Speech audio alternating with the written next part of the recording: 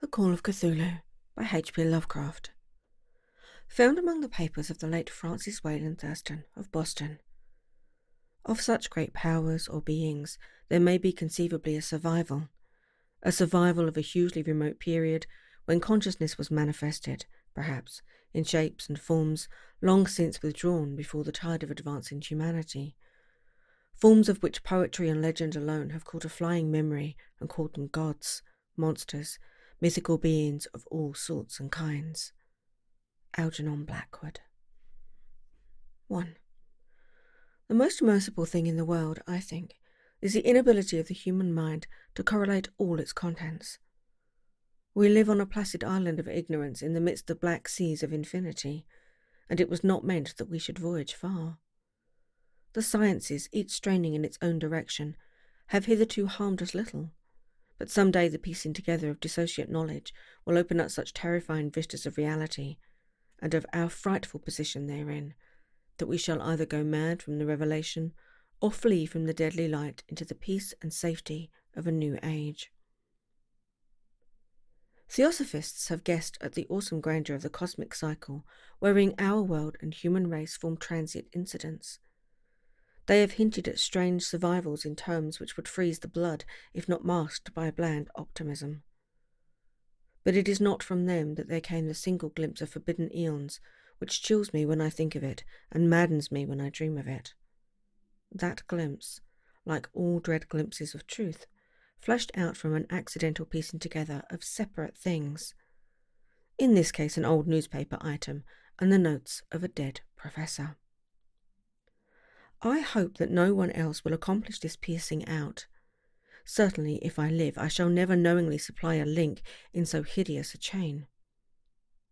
I think that the professor, too, intended to keep silent regarding the parts he knew, and that he would have destroyed his notes had not sudden death seized him.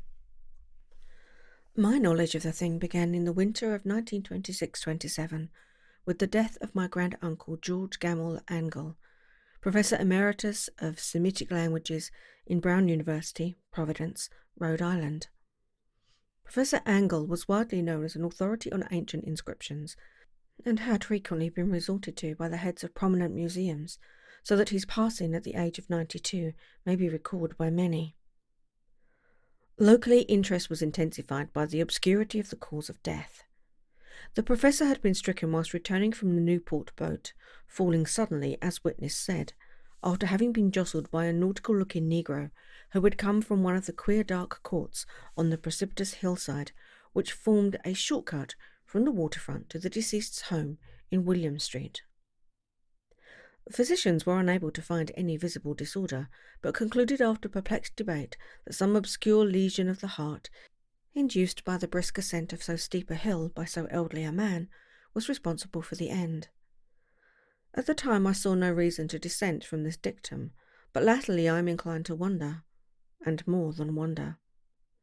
As my grand-uncle's heir and executor, for he died a childless widower, I was expected to go over his papers with some thoroughness, and for that purpose moved his entire set of files and boxes to my quarters in Boston. Much of the material which I correlated will be later published by the American Archaeological Society, but there was one box which I found exceedingly puzzling, and which I felt must averse from shewing to other eyes. It had been locked, and I did not find the key till it occurred to me to examine the personal ring which the professor carried always in his pocket. Then indeed I succeeded in opening it, but when I did so seemed only to be confronted by a greater and more closely locked barrier. For what could be the meaning of the queer clay bas-relief and the disjointed jottings, ramblings, and cuttings which I found? Had my uncle in his latter years become credulous of the most superficial impostures? I resolved to search out the eccentric sculptor responsible for this apparent disturbance of an old man's peace of mind. The bas-relief was a rough rectangle, less than an inch thick and about 5 to 6 inches in area, obviously of modern origin. Its designs, however, were far more modern in atmosphere and suggestion, for although the vagaries of cubism and futurism are many and wild, they do not often produce that cryptic regularity which lurks in prehistoric writing. And writing of some kind the bulk of these designs seems certainly to be. though my memory, despite much familiarity with the papers and collections of my uncle, failed in any way to identify this particular species, or even to hint at its remotest afflictions. Above these apparent hieroglyphics was a figure of evidently pictorial intent, though its impressionistic execution forbade a very clear idea of its nature. It seemed to be a sort of monster, or symbol representing a monster, of a form which only a diseased fancy could conceive. If I say that my somewhat extravagant imagination yielded simultaneous pictures of an octopus, a dragon, and a human caricature, I shall not be unfaithful to the spirit of the thing. A pulpy, tentacled head surmounted a grotesque and scaly body with rudimentary wings, but it was the general outline of the whole which made it most shockingly frightful. Behind the figure was a vague suggestion of a cyclopean architectural background. The writing accompanying this oddity was, aside from a stack of press cuttings, in Professor Angle's most recent hand, and made no pretence to literary style. What seemed to be the main document was headed Cthulhu Cult, in characters painstakingly printed to avoid the erroneous reading of a word so unheard of. The manuscript was divided into two sections, the first of which was headed 1925, Dream and Dream Work of H.A. Wilcox, 7 Thomas Street, Providence, R.I., and the second, Narrative of Inspector John R. LaGrasse, 121 Bienville Street, New Orleans, L.A., at 1908 AAS MTG. Notes on same and Professor Webb's account. The other manuscript papers were all brief notes, some of them accounts of the queer dreams of different persons, some of them citations from theosophical books and magazines, notably W. Scott Eliot's Atlantis and the Lost Lemuria, and the rest comments on long-surviving secret societies and hidden cults, with references to passages in such mythological and anthropological sourcebooks as Fraser's Golden Bough and Miss Murray's Witch Cult in Western Europe. The cuttings largely alluded to mental illnesses and outbreaks of group folly or mania in the spring of 1925. The first half of the principal manuscript told a very peculiar tale. It appears that on March 1st, 1925, a thin, dark young man of neurotic and excited aspect had called upon Professor Angle, bearing the singular clay bas-relief, which was then exceedingly damp and fresh. His card bore the name of Henry Anthony Wilcox, and my uncle had recognized him as the youngest son of an excellent family slightly known to him, who had latterly been studying sculpture at the Rhode Island School of Design and living alone at the Fleur-de-Lis building near the institution. Wilcox was a precocious youth of known genius but great eccentricity, and had from childhood excited attention through the strange stories and odd dreams he was in habit of relating. He himself, psychically hypersensitive, but the staid folk of the ancient commercial city dismissed him as merely queer. Never mingling much with his kind, he had dropped gradually from societal visibility and was now known only to a small group of ascets from other towns.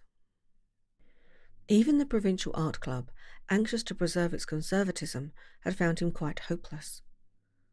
On the occasion of the visit, ran the professor's manuscript, the sculptor abruptly asked for the benefits of his host's archaeological knowledge in identifying the hieroglyphs on the bas-relief. He spoke in a dreamy, stilted manner which suggested pose and alienated sympathy, and my uncle shewed some sharpness in replying, for the conspicuous freshness of the tablet implied kinship with anything but archaeology. Young Wilcox's rejoinder, which impressed my uncle enough to make him recall and record it verbatim, was a fantastically poetic cast which must have typified his whole conversation, and which I have since found highly characteristic of him. He said, "It is new indeed, for I made it last night in a dream of strange cities, and dreams are older than brooding Tyre, or the contemplative Sphinx, or garden-girdled Babylon." It was then that he began that rambling tale which suddenly played upon a sleeping memory and won the fervid interest of my uncle. There had been a slight earthquake tremor the night before, and a most considerable felt in New England for some years, and Wilcox's imagination had been keenly affected. Upon retiring, He had had an unprecedented dream of great cyclopean cities, of titan blocks and sky-flung monoliths, all dripping with green ooze and sinister with latent horror. Hieroglyphics had covered the walls and pillars, and from some undetermined point below had come a voice that was not a voice, a chaotic sensation which only fancy could transmute into sound, but which he attempted to render by the almost unpronounceable jumble of letters. Cthulhu, Fatagan. This verbal jumble was the key to the recollection which excited and disturbed Professor Angle. He questioned the sculptor with scientific minuteness, and studied with almost frantic intensity the bas-relief on which the youth had found himself working, chilled and clad only in his night-clothes when waking had stolen bewilderingly over him. My uncle blamed his old age, Wilcox afterwards said, for his slowness in recognising both hieroglyphs and pictorial design. Many of his questions seemed highly out of place to his visitor, especially those which tried to connect the latter with strange cults or societies, and Wilcox could not understand the repeated promises of silence which he was offered in exchange for an admission of membership in some widespread mystical or paganly religious body. When Professor Angle became convinced that the sculptor was indeed ignorant of any cult or system of cryptic lore, he besieged his visitor with demands for future reports of dreams. This bore regular fruit, for after the first interview the manuscript records daily calls of the young man, during which he related startling fragments of nocturnal imagery, whose burden was always some terrible cyclopean vista of dark and dripping stone, with a subterrant voice or intelligence shouting monotonously in enigmatically sense impacts, uninscribable save as gibberish. The two sounds most frequently repeated are those rendered by the letters Cthulhu and Relay. On March 23rd the manuscript continued. Wilcox failed to appear, and inquiries at his quarters revealed that he had been stricken with an obscure sort of fever and taken to the home of his family in Waterman Street. He had cried out in the night, arousing several other artists in the building, and had manifested since then only alternations of unconsciousness and delirium. My uncle had once telephoned the family, and from that time forward kept close watch of the case, calling often at the Thaler Street office of Dr. Toby, whom he learned to be in charge. The youth's febrile mind apparently was dwelling on strange things, and the doctor shuddered now and then as he spoke of them. They included not only a repetition of what he had formerly dreamed, but touched wildly on a gigantic thing miles high, which walked or lumbered about. He at no time fully described this object, but occasional frantic words, as repeated by Dr. Toby, convinced the professor that it must be identical with the nameless monstrosity he had sought to depict in his dream sculpture. Reference to this object, the doctor added, was invariably a prelude to the young man's subsidence into lethargy. His temperature, oddly enough, was not greatly above normal, but his whole condition was otherwise such as to suggest true fever rather than mental disorder. On April 2nd, at about 3 p.m., every trace of Wilcox's malady suddenly ceased. He sat upright in bed, astonished to find himself at home and completely ignorant of what had happened in dream or reality since the night of March 22nd. Pronounced well by his physician, he returned to his quarters in 3 days, but to Professor Angle he was of no further assistance. All traces of strange dreaming had vanished with his recovery, and my uncle kept no record of his night thoughts after a week of pointless and irrelevant accounts of thoroughly usual visions. Here the first part of the manuscript ended, but references to certain of the scattered notes gave me much material for thought, so much, in fact, that only the ingrained scepticism, then forming my philosophy, can account for my continued distrust of the artist. The notes in question were those descriptive of the dreams of various persons, covering the same period as that in which young Wilcox had had his strange visitations.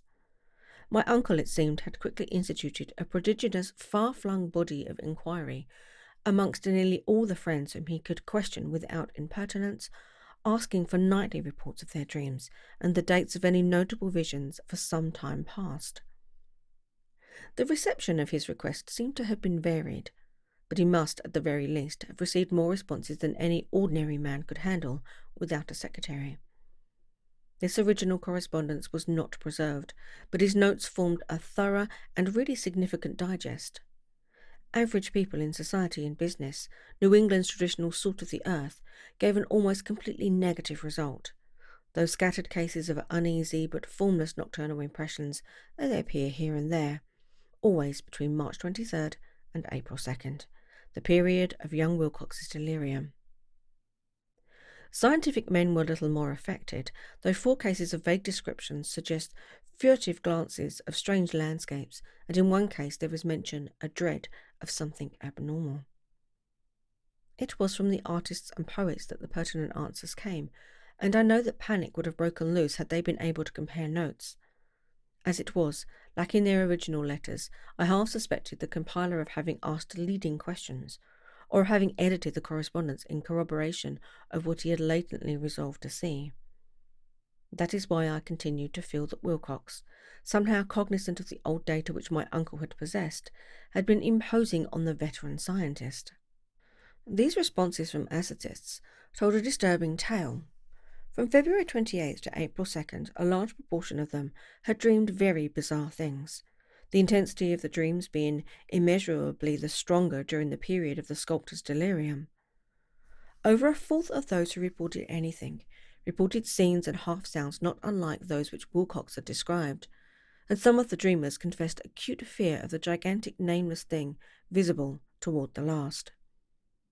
One case, which the note describes with emphasis, was very sad. The subject, a widely known architect with leanings towards theosophy and occultism, went violently insane on the date of young Wilcox's seizure, and expired several months later after incessant screamings to be saved from some escaped denizen of hell. Had my uncle referred to these cases by name instead of merely by number, I should have attempted some corroboration and personal investigation, but as it was, I succeeded in tracing down only a few. All of these, however, bore out the notes in full.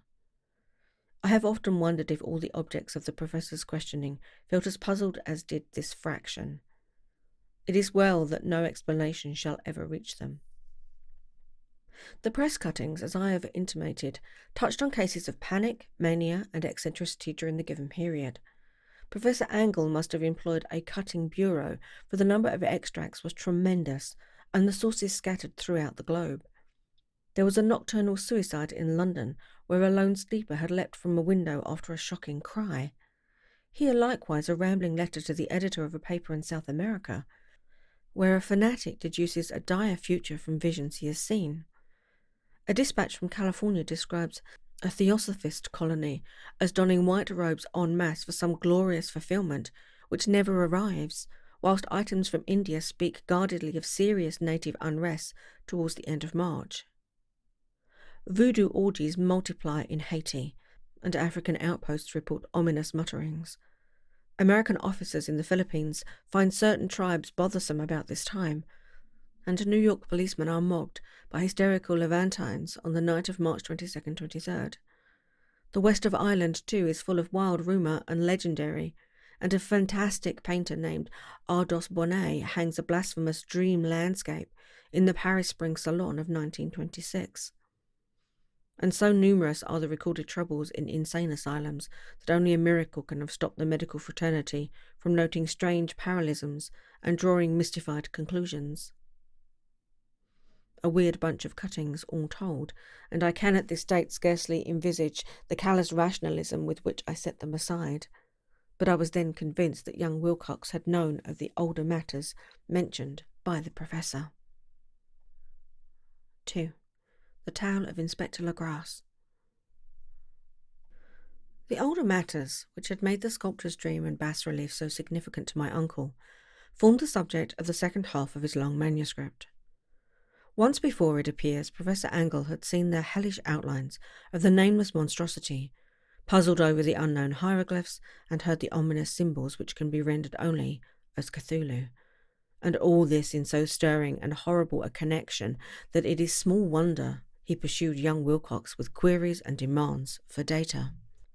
The earlier experience had come in 1908, 17 years before, when the American Archaeological Society held its annual meeting in St. Louis. Professor Angle, as befitted one of his authority and attainments, had had a prominent part in all the deliberations, and was one of the first to be approached by the several outsiders who took advantage of the convocation to offer questions for correct answering and problems for expert solution. The chief of these outsiders, and in a short time the focus of interest for the entire meeting, was a commonplace-looking middle-aged man who had travelled all the way from New Orleans for certain special information unobtainable from any local source. His name was John Raymond Legrasse, and he was by profession an inspector of police. With him he bore the subject of his visit, a grotesque, repulsive, and apparently very ancient stone statuette, whose origin he was at a loss to determine. It must not be fancied that Inspector Legrasse had the least interest in archaeology. On the contrary, his wish for enlightenment was prompted by purely professional considerations. The statuette, idol, fetish, or whatever it was, had been captured some months before in the wooded swamps south of New Orleans during a raid on a supposed voodoo meeting, and so singular and hideous were the rites connected with it that the police could not but realize that they had stumbled on a dark cult totally unknown to them, and infinitely more diabolic than even the blackest of the African voodoo circles. Of its origin, apart from the erratic and unbelievable tales extorted from the captured members, absolutely nothing was to be discovered. Hence the anxiety of the police for any antiquarian lore which might help them to place the frightful symbol, and through it track down the cult to its fountainhead. Inspector Legrasse was scarcely prepared for the sensation which his offering created.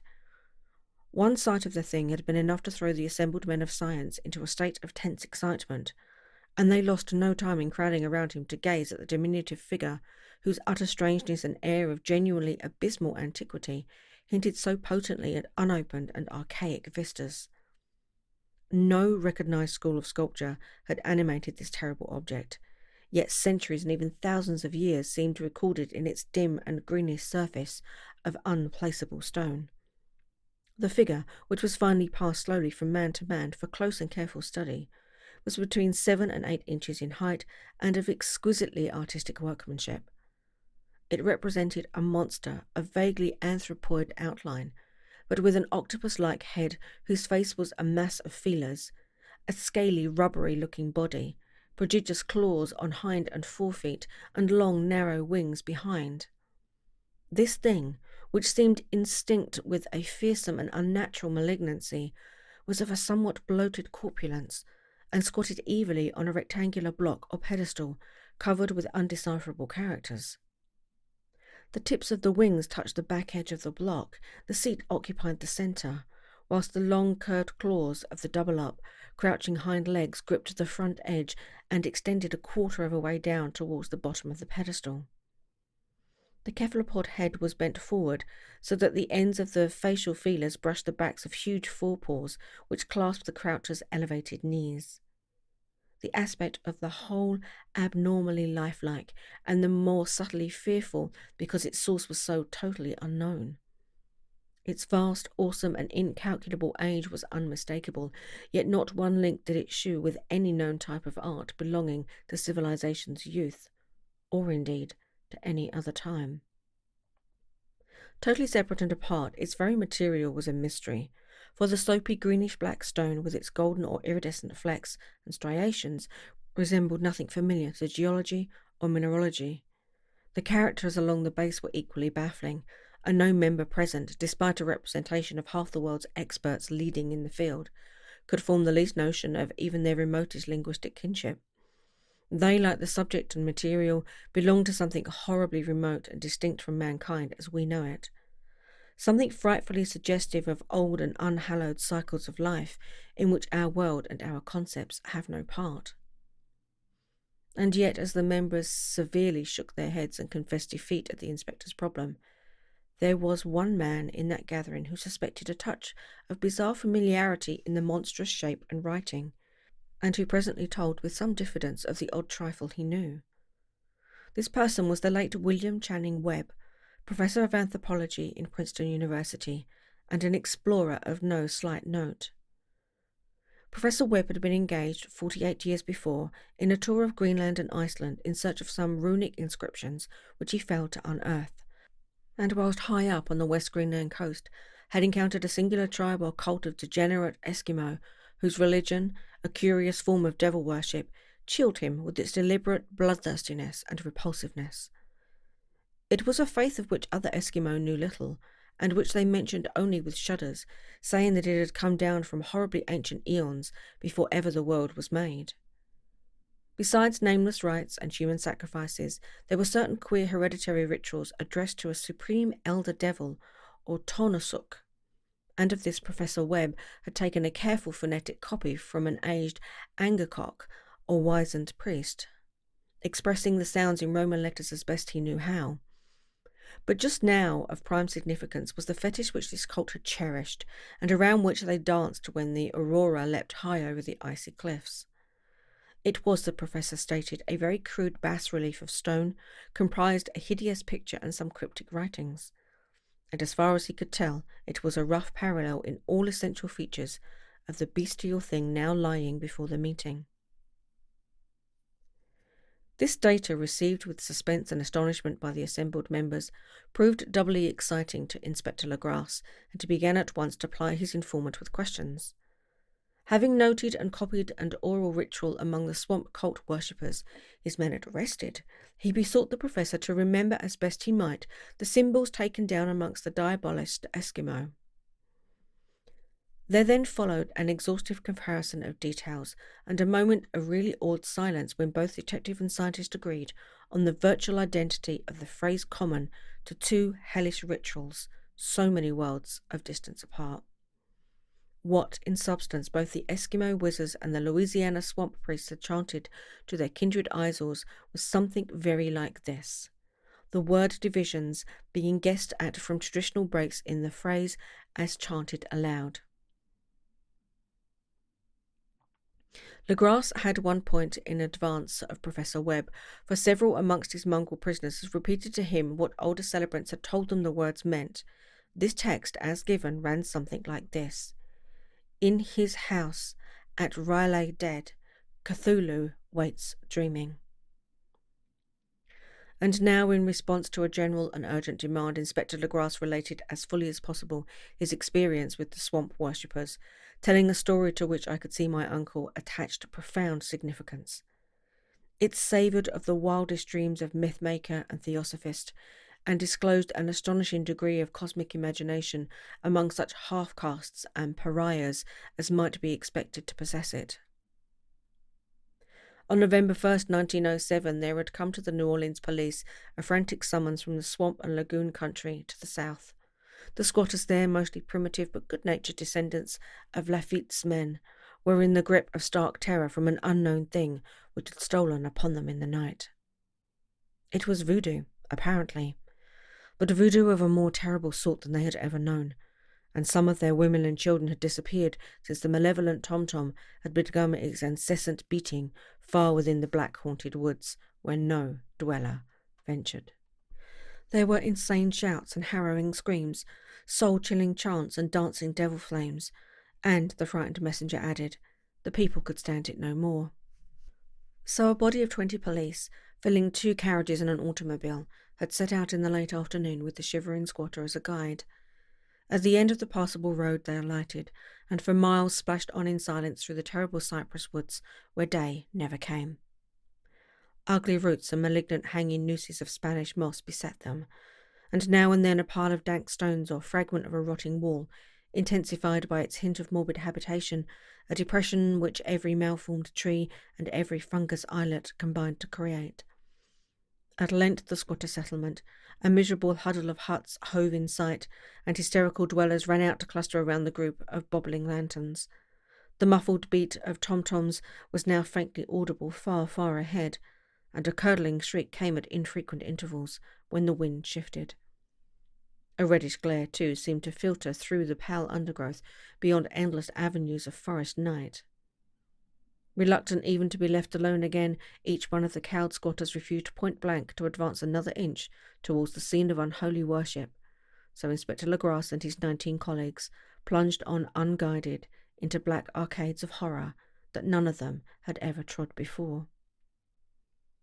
The region now entered by the police was one of traditionally evil repute, substantially unknown and untraversed by white men.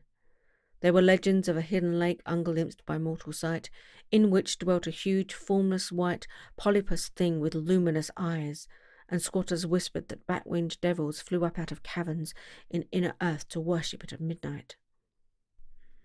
They said it had been there before d'Iberville, before La Salle, before the Indians, and before even the wholesome beasts and birds of the woods. It was nightmare itself, and to see it was to die. But it made men dream, and so they knew enough to keep away. The present voodoo orgy was indeed on the merest fringe of this abhorred area, but that location was bad enough. Hence perhaps the very place of the worship had terrified the squatters more than the shocking sounds and incidents.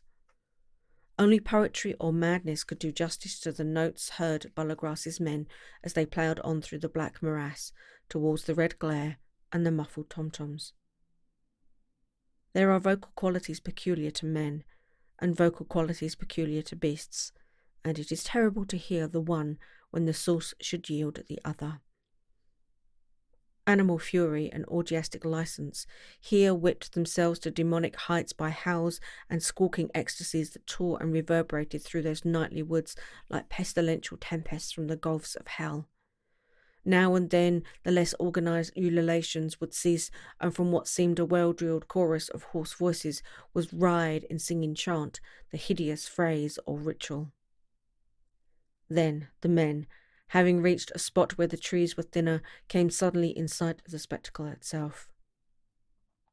4 of them reeled, 1 fainted, and 2 were shaken into a frantic cry which the mad cacophony of the orgy fortunately deadened. Legras dashed swamp water on the face of the fainting man, and all stood trembling and nearly hypnotized with horror. In a natural glade of the swamp stood a grassy island of perhaps an acre extent, clear of trees and tolerably dry. On this now leapt and twisted a more indescribably horde of human abnormality than any but a Syme or an Angarola could paint. Void of clothing, this hybrid spawn were braying, bellowing and writhing about a monstrous ring-shaped bonfire, in the centre of which, revealed by occasional rifts in the curtain of flame, stood a great granite monolith some 8 feet in height, on top of which, incongruous with its diminutiveness, rested the noxious carven statuette. From a wide circle of 10 scaffolds set up at regular intervals, with the flame-girt monolith as a centre, hung, head downwards, the oddly marred bodies of the helpless squatters who had disappeared. It was inside this circle that the ring of worshippers jumped and roared, the general direction of the mass motion being from left to right in endless bacchanal between the ring of bodies and the ring of fire.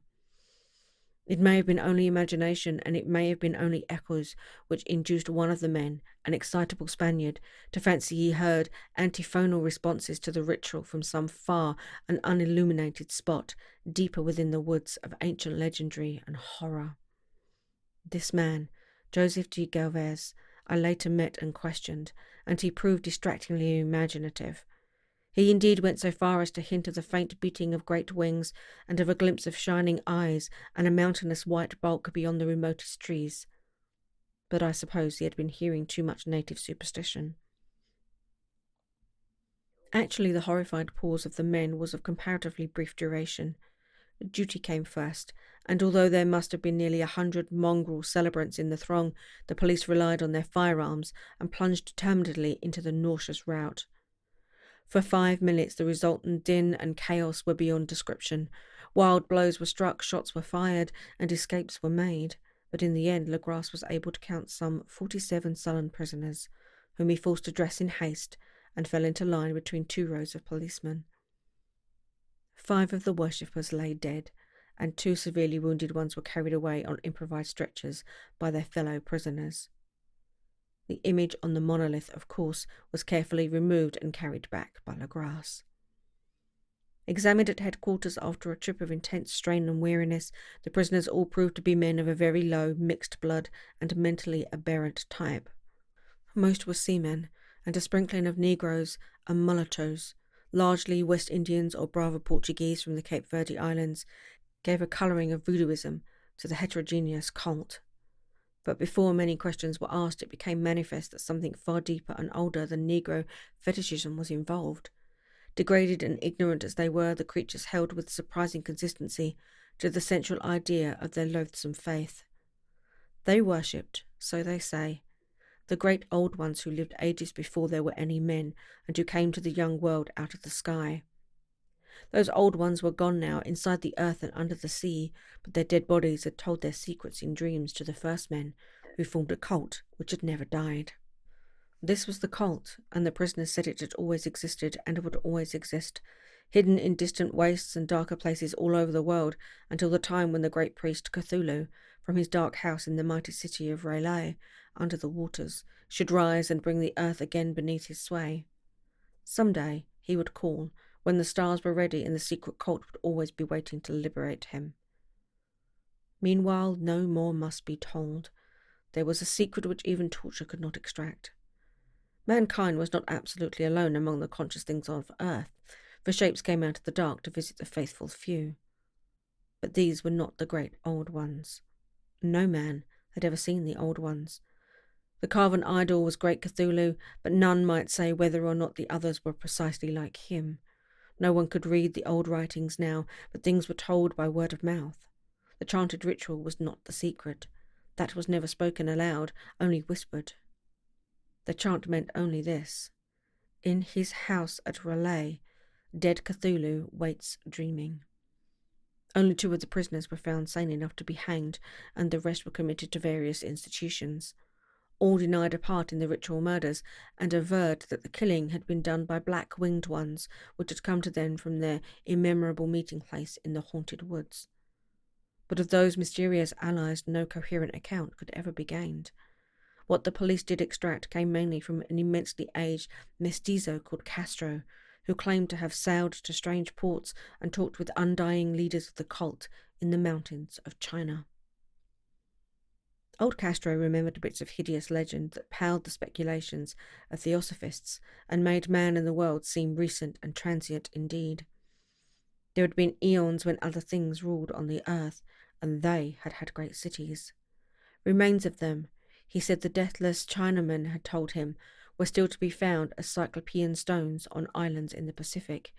They all died vast epochs of time before men came, but there were arts which could revive them when the stars had come round again to the right positions in the cycle of eternity.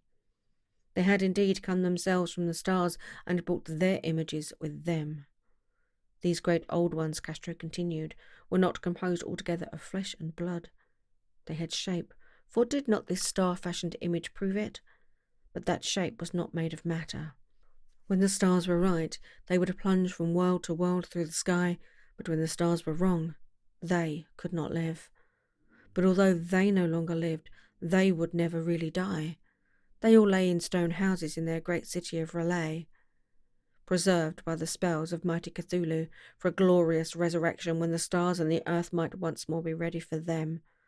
But at that time some force from outside must serve to liberate their bodies. The spells that preserved them intact likewise prevented them from making an initial move, and they could only lie awake in the dark and think whilst uncounted millions of years rolls by. They knew all that was occurring in the universe, but their mode of speech was transmittable thought. Even now they talked in their tombs. Then, after infinites of chaos, the first men came. The great old ones spoke to the sensitive among them by moulding their dreams, for only thus could their language reach the fleshly minds of mammals. Then, whispered Castro, those first men formed a cult around small idols which the great ones shewed them. Idols brought in dim Arias from dark stars. That cult would never die till the stars came right again, and the secret priest would take great Cthulhu from his tomb to revive his subjects and resume his rule on earth. The time would be easy to know, for then mankind would have become as the great old ones, free and wild and beyond good and evil, with laws and morals thrown aside and all men shouting and killing and revelling in joy. Then the liberated old ones would teach them new ways to shout and kill and revel and enjoy themselves, and all the earth would flame with a holocaust of ecstasy and freedom. Meanwhile, the cult, by appropriate rites, must keep alive the memory of those ancient ways and shadow forth the prophecy of their return. In the elder time, chosen men had talked with the entombed old ones in dreams, but then something had happened. The great stone city R'lyeh, with its monoliths and sepulchres, had sunk beneath the waves and the deep waters, full of the one primal mysteries through which not even thought can pass, had cut off the spectral intercourse. But memory never died, and high priests said that the city would rise again when the stars were right. Then came out of the earth the black spirits of earth, mouldy and shadowy, and full of dim rumours picked up in caverns beneath forgotten sea bottoms. But of them old Castro dared not speak much. He cut himself off hurriedly, and no amount of persuasion or subtlety could elicit more in this direction. The size of the old ones, too, he curiously declined to mention.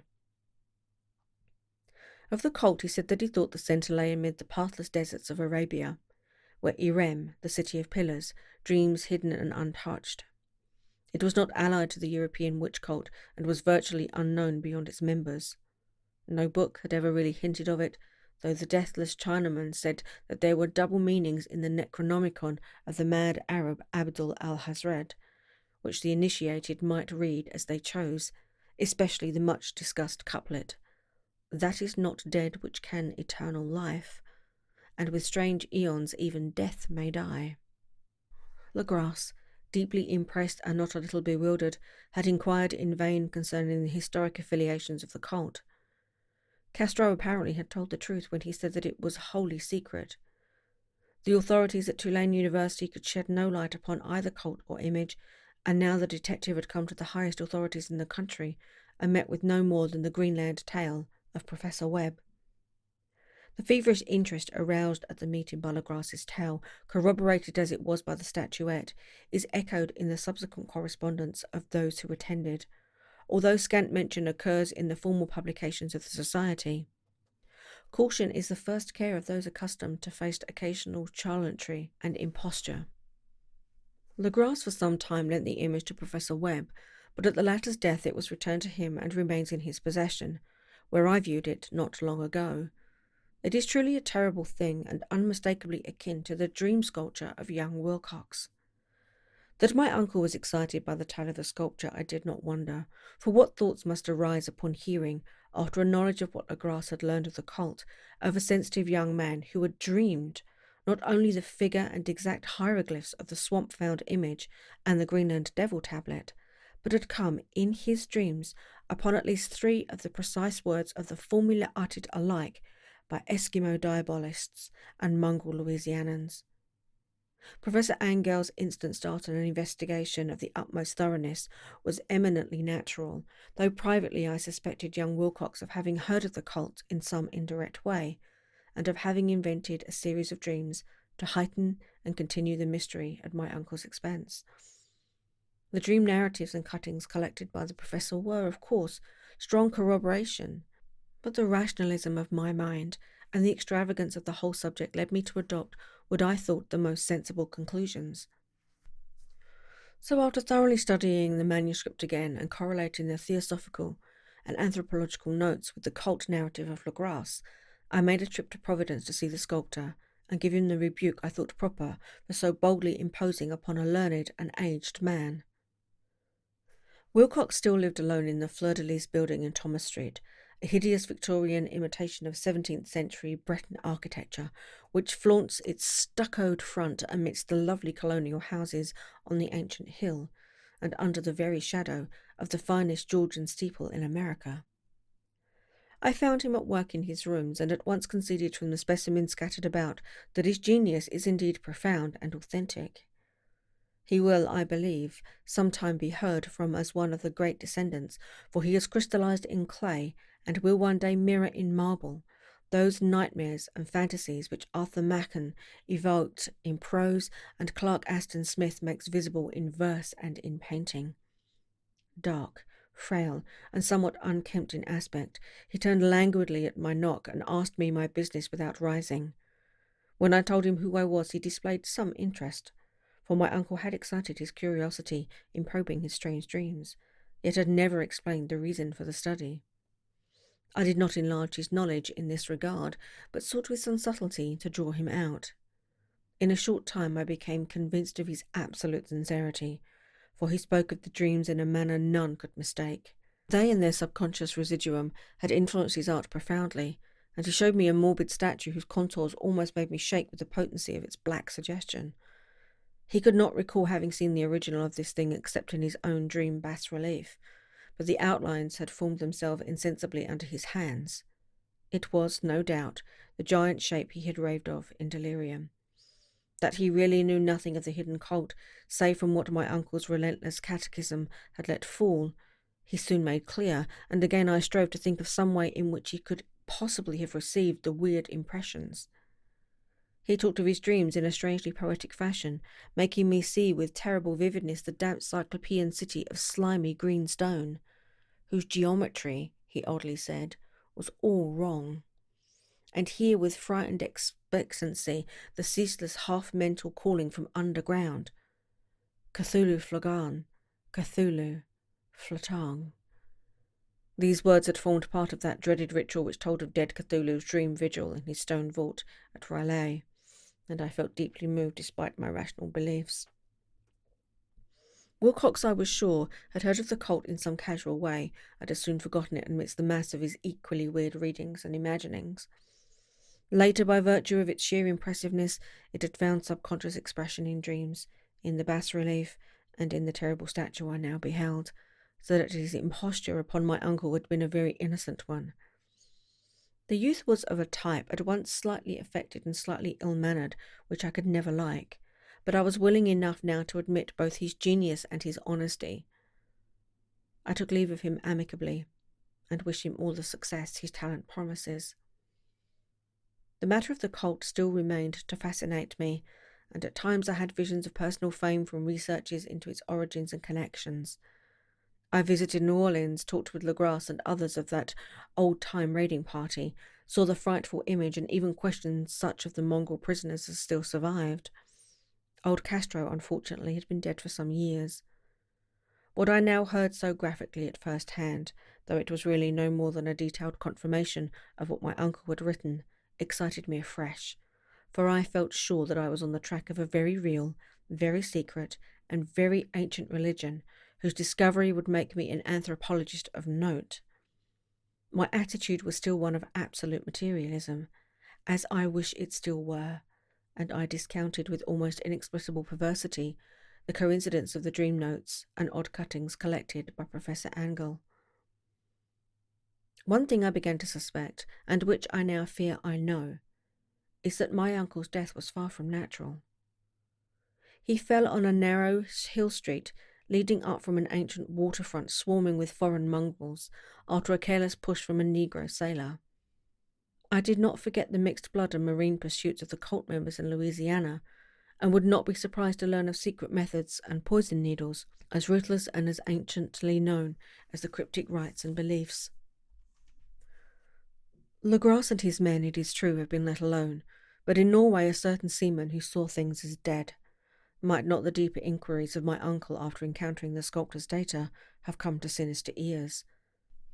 I think Professor Angell died because he knew too much, or because he was likely to learn too much. Whether I shall go as he did remains to be seen, for I have learned much now. 3. The Madness from the Sea. If heaven ever wishes to grant me a boon, it will be a total effacing of the results of a mere chance which fixed my eye on a certain stray piece of shelf paper.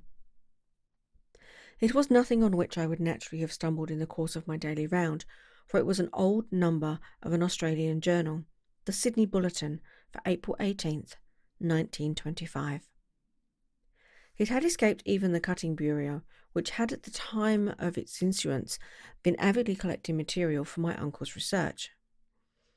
I had largely given over my inquiries into what Professor Angell called the Cthulhu cult, and was visiting a learned friend in Paterson, New Jersey, the curator of a local museum and a mineralogist of note. Examining one day the reserve specimens roughly set on the storage shelves in a rear room of the museum, my eye was caught on an odd picture in one of the old papers spread beneath the stones.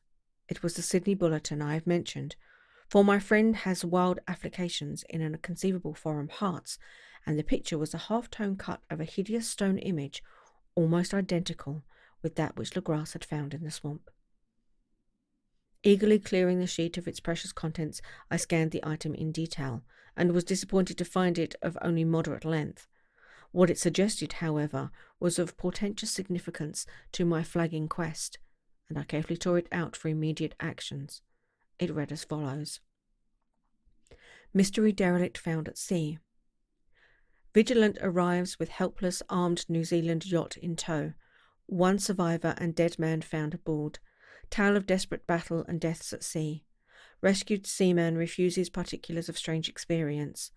Odd idol found in his possession. Inquiry to follow. The Morrison Company's freighter Vigilant, bound for Valparaiso, arrived this morning at its wharf in Darling Harbour, having in tow the battered and disabled but heavily armed steam yacht Alert of Dunedin, New Zealand, which was sighted April 12th in south latitude 34 degrees 21 minutes west, longitude 152 degrees 17 minutes, with one living and one dead man aboard. The Vigilant left Valparaiso March 25th and on April 2nd was driven considerably south of her course by exceptionally heavy storms and monster waves. On April 12th, the derelict was sighted, and though apparently deserted, was found upon boarding contain one survivor in a half-delirious condition and one man who had evidently been dead for more than a week. The living man was clutching a horrible stone idol of unknown origin, about a foot in height, regarding whose nature authorities at Sydney University, the Royal Society, and the museum in College Street all profess complete bafflement, and which the survivor says he found in the cabin of the yacht in a small carved shrine of common pattern. This man, after recovering his senses, told an exceedingly strange story of piracy and slaughter. He is Gustaf Johansen, a Norwegian of some intelligence, and had been second mate of the two-masted schooner Emma of Auckland, which sailed for Callao February 20th with a complement of 11 men. The Emma, he says, was delayed and thrown widely south of her course by the great storm of March 1st, and on March 22nd, in S latitude 49 degrees 51 minutes, west longitude 128 degrees 34 minutes, encountered the Alert, manned by a queer and evil-looking crew of Kanakas and half-castes. Being ordered peremptorily to turn back, Captain Collins refused, whereupon the strange crew began to fire savagely and without warning upon the schooner with a peculiarly heavy battery of brass cannons forming part of the yacht's equipment. The Emma's men showed fight, says the survivor, and though the schooner began to sink from shots beneath the waterline, they managed to heave alongside their enemy and board her, grappling with the savage crew on the yacht's deck and being forced to kill them all. The number being slightly superior because of their particular abhorrent and desperate, rather clumsy mode of fighting. 3 of the Emma's men, including Captain Collins and First Mate Green, were killed, and the remaining 8 under Second Mate Johansen proceeded to navigate the captured yacht, going ahead in their original direction to see if any reason for their ordering back had existed. The next day, it appears, they raised and landed on a small island, although none is known to exist in that part of the ocean. 6 of the men somehow died ashore, though Johansen is queerly reticent about this part of his story, and speaks only of their falling into a rock chasm. Later, it seems, he and one companion boarded the yacht and tried to manage her, but were beaten about by the storm of April 2nd.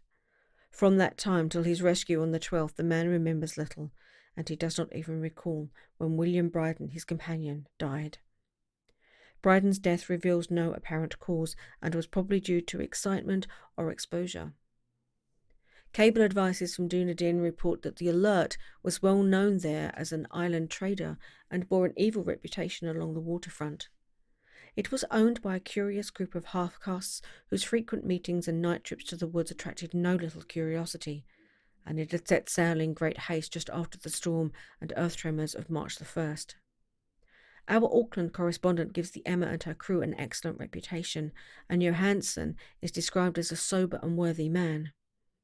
The Admiralty will institute an inquiry on the whole matter beginning tomorrow, at which every effort will be made to induce Johansen to speak more freely than he has done hitherto. This was all, together with the picture of the hellish image, but what a train of ideas it started in his mind. Here were new treasures of data on the Cthulhu cult, and evidence that it had strange interests at sea as well as on land. What motive prompted the hybrid crew to order back the Emma as they sailed about with their hideous idol?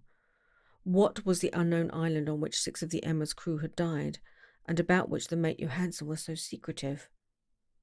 What had the Vice Admiralty's investigation brought out, and what was known of the noxious cult in Dunedin?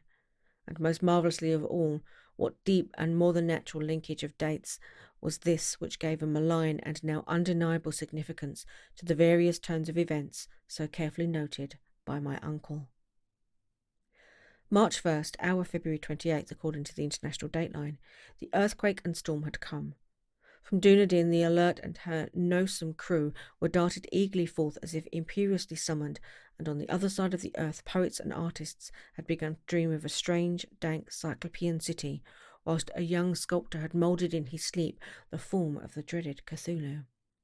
March 23rd, the crew of the Emma landed on an unknown island and left 6 men dead, and on that date the dreams of sensitive men assumed a heightened vividness and darkened with dread of a giant monster's malign pursuit, whilst an architect had gone mad and a sculptor had lapsed suddenly into delirium. And what of this storm of April 2nd, the date on which all dreams of the dank sea ceased, and Wilcox emerged unharmed from the bondage of strange fever? What of all this, and of those hints of old Castro about the sunken, star-born old ones, and their coming reign, their faithful cult and their mastery of dreams? Was I tottering on the brink of cosmic horrors beyond man's power to bear?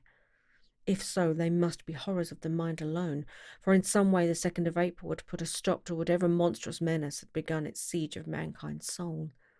That evening, after a day of hurried cabling and arranging, I bade my host adieu and took a train to San Francisco.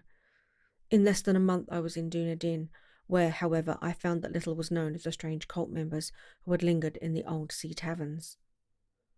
Waterfront scum was far too common for special mention, though there was vague talk about one inland trip these mongrels had made, during which faint drumming and red flame were noted on the distant hills.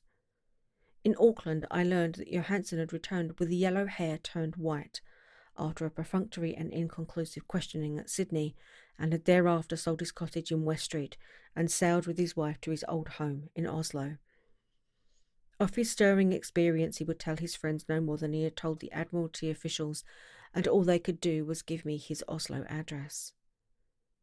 After that I went to Sydney and talked profitlessly with seamen and members of the Vice Admiralty Court. I saw the Alert, now sold and in commercial use, at Circular Quay in Sydney Cove, but gained nothing from its non-committal bulk. The crouching image, with its cuttleless head, dragon body, scaly wings and hieroglyphed pedestal, was preserved in the museum at Hyde Park, and I studied it long and well, finding it a thing of baleful, exquisite workmanship, and with the same utter mystery, terrible antiquity, and unearthly strangeness of material which I had noted in Legras's smaller specimen. Geologists, the curator told me, had found it was a monstrous puzzle, for they vowed that the world held no rock like it. Then I thought with a shudder of what old Castro had told Legras about the primal great ones. They had come from the stars, and had brought their images with them.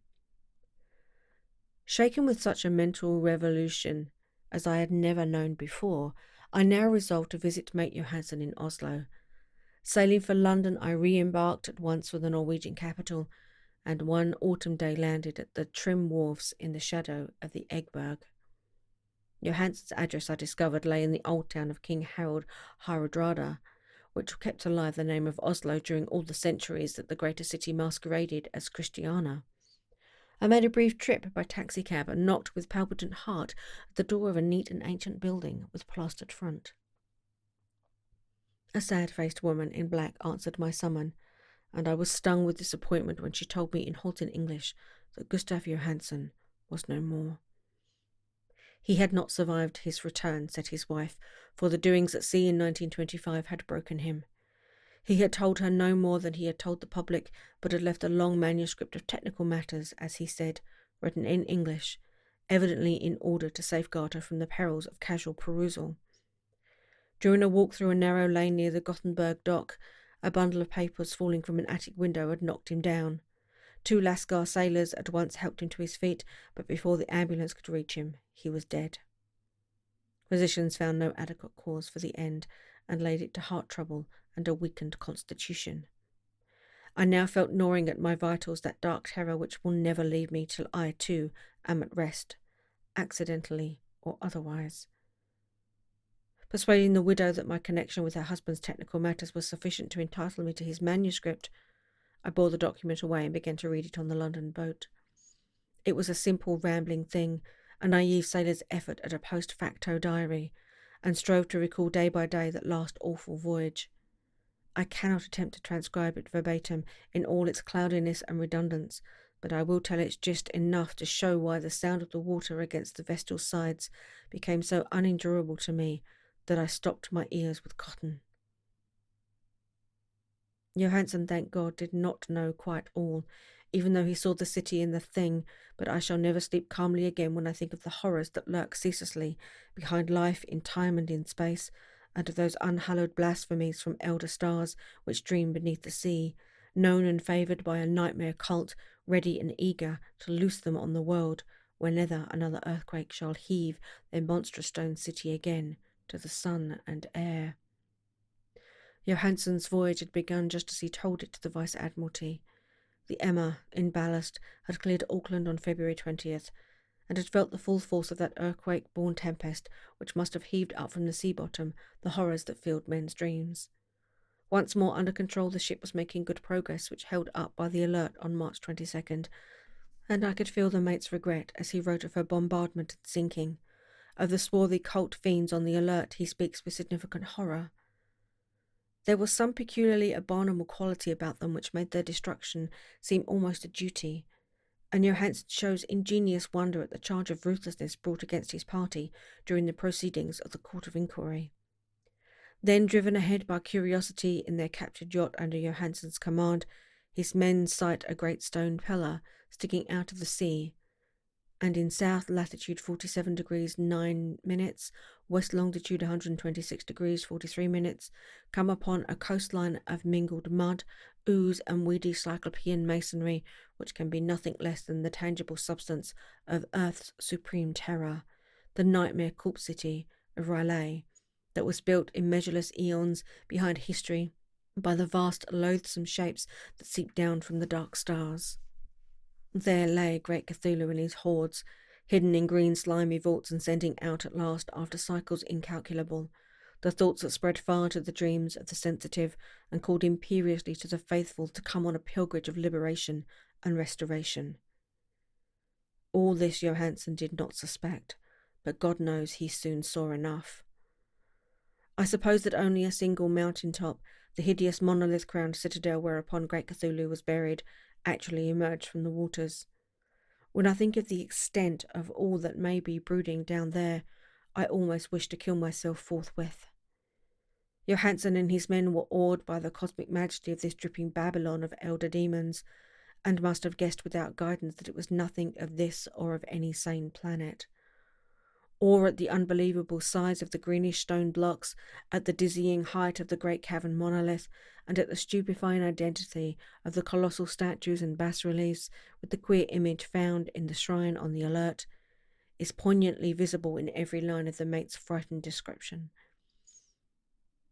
Without knowing what futurism is like, Johansen achieved something very close to it when he spoke of the city.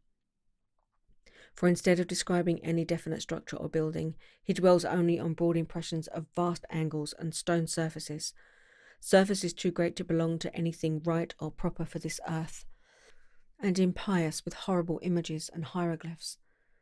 I mention his talk about angles because it suggests something Wilcox had told me of his awful dreams. He had said that the geometry of the dream place he saw was abnormal, non-Euclidean, and loathsomely redolent of spheres and dimensions apart from ours. Now an unlettered seaman felt the same thing whilst gazing at the terrible reality. Johansen and his men landed at a slopping mud bank on this monstrous acropolis, and clambered slipperingly up over titan oozing blocks which could have been no mortal staircase. The very sun of heaven seemed distorted when viewed through the polarizing miasma welling out from this sea-soaked perversion, and twisted menace and suspense lurking leeringly in those crazily elusive angles of carven rock, where a second glance showed concavity after the first showed convexity. Something very like fright had come over all the explorers before anything more definite than rock and ooze and weed was seen.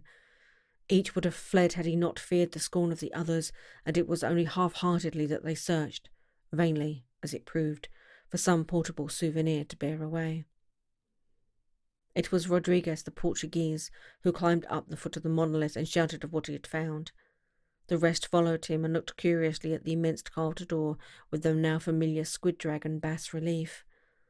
It was, Johansen said, like a great barn door, and they all felt that it was a door because of the ornate lintel, threshold, and jambs around it, though they could not decide whether it lay flat, like a trapdoor, or slantways, like an outside cellar door. As Wilcox would have said, the geometry of the place was all wrong. One could not be sure that the sea and the ground were horizontal, hence the relative positions of everything else seemed phantasmally variable. Bryden pushed at the stone in several places without result. Then Donovan felt over it delicately around the edge, pressing each point separately as he went. He climbed interminably along the grotesque stone mouldings, that is, one would call it climbing if the thing was not after it all horizontal, and the men wondered how any door in the universe could be so vast. Then, very softly and slowly, the acre-great panel began to give inward at the top, and they saw that it was balanced. Donovan slid or somehow propelled himself down or along the jamb and rejoined his fellows, and everyone watched the queer recession of the monstrously carven portal. In this fantasy of prismic distortion, it moved anomalously in a diagonal way, so that all the rules of matter and perspective seemed upset. The aperture was black with a darkness almost material. That tenebriousness was indeed a positive quality, for it obscured such parts of the inner walls as ought to have been revealed, and actually burst forth like smoke from its eon-long imprisonment, visibly darkening the sun as it slunk away into the shrunken and gibbous sky on flapping, membranous wings. The odour arising from the newly opened depths was intolerable, and at length the quick-eared Hawkins thought he heard a nasty, slopping sound down there. Everyone listened, and everyone was listening still when it lumbered slobberingly into sight and gropingly squeezed its gelatinous green immensely through the black doorway into the tainted outside air of that poisonous city of madness. Poor Johansen's handwriting almost gave out when he wrote of this. Of the 6 men who never reached the ship, he thinks 2 perished of pure fright in that accursed instance. The thing cannot be described. There is no language for the abysms of shrieking and immemorable lunacy, such eldritch contradictions of all matter, force, and cosmic order. A mountain walked or stumbled. God! What wonder that across the earth a great architect went mad, and poor Wilcox raved with fever in that telepathic instant. The thing of the idols, the green sticky spawn of the stars, had awakened to claim his own. The stars were right again, and what an age-old cult had failed to do by design, a band of innocent sailors had done by accident. After vigilillions of years, great Cthulhu was loose again and ravening for delight. 3 men were swept up by the flabby claws before anybody turned. God rest them, if there be any rest in the universe. They were Donovan, Guerrera, and Angstrom. Parker slipped as the other 3 were plunging frenziedly over endless vistas of green-crusted rock to the boat, and Johansen swears he was swallowed up by an angle of masonry which shouldn't have been there, an angle which was acute but behaved as if it were obtuse. So only Bryden and Johansen reached the boat and pulled desperately from the Alert as the mountainous monstrosity flopped down the slimy stones and hesitated, floundering at the edge of the water. Steam had not been suffered to go down entirely, despite the departure of all hands for the shore, and it was the work of only a few moments of feverish rushing up and down between wheel and engines to get the Alert under way. Slowly, amidst the distorted horrors of that indescribable scene, she began to churn the lethal waters, whilst on the masonry of that charnel shore that was not of earth, the Titan thing from the stars slavered and gibbered like Polypheme, cursing the fleeting ship of Odysseus. Then, bolder than the storied Cyclops, great Cthulhu slid greasily into the water and began to pursue with vast wave-raising strokes of cosmic potency. Bryden looked back and went mad, laughing shrilly as he kept on laughing at intervals till death found him one night in the cabin, whilst Johansen was wandering deliriously. But Johansen had not given out yet. Knowing that the thing could surely overtake the Alert until steam was fully up, he resolved on a desperate chance, and setting the engine for full speed, ran lightning-like on deck and reversed the wheel. There was a mighty eddying and foaming in the noisome brine, and as the steam mounted higher and higher, the brave Norwegian drove his vessel head-on against the pursuing jelly, which rose above the unclean froth like the stern of a demon galleon. The awful squid head with writhing feelers came nearly up to the bowsprit of the sturdy yacht, but Johansen drove on relentlessly. There was a bursting as of an exploding bladder, a slushing nastiness as of a cloven sunfish, a stench as of 1,000 opened graves, and a sound that the chronicler would not put on paper. For an instant the ship was befouled by an acrid and blinding green cloud, and then there was only a venomous seething astern, where, God in heaven, the scattered plasticity of that nameless sky spawn was nebulously recombining in its original hateful form, whilst its distance widening every second as the Alert gained impetus from its mounting steam. That was all. After that, Johansen only brooded over the idol in the cabin and attended to a few matters of food for himself and the laughing maniac by his side. He did not try to navigate after the first bold flight, for the reaction had taken something out of his soul. Then came the storm of April 2nd, and a gathering of the clouds about his consciousness. There is a sense of spectral whirling through liquid gulfs of infinity, of dizzying rides through reeling universes on a comet's tail, and of hysterical plunges from the pit to the moon and from the moon back again to the pit, all livened by a cachinating chorus of the distorted, hilarious elder gods and the green bat-winged mocking imps of Tartarus. Out of that dream came rescue, the Vigilant, the Vice-Admiralty Court, the streets of Dunedin, and the long voyage back home to the old house by the Egbert. He could not tell. They would think him mad. He would write of what he knew before death came, but his wife must not guess. Death would be a boon if only it could blot out the memories. That was the document I read, and now I have placed it in the tin box beside the bas-relief and the papers of Professor Angell. With it shall go this record of mine, this test of my sanity, wherein is pieced together that which I hope may never be pieced together again. I have looked upon all that the universe has to hold of horror, and even the skies of spring and the flowers of summer must ever afterward be poison to me. But I do not think my life will be long. As my uncle went, as poor Johansen went, so I shall go. I know too much, and the cult still lives. Cthulhu still lives too, I suppose, again in that chasm of stone which has shielded him since the sun was young.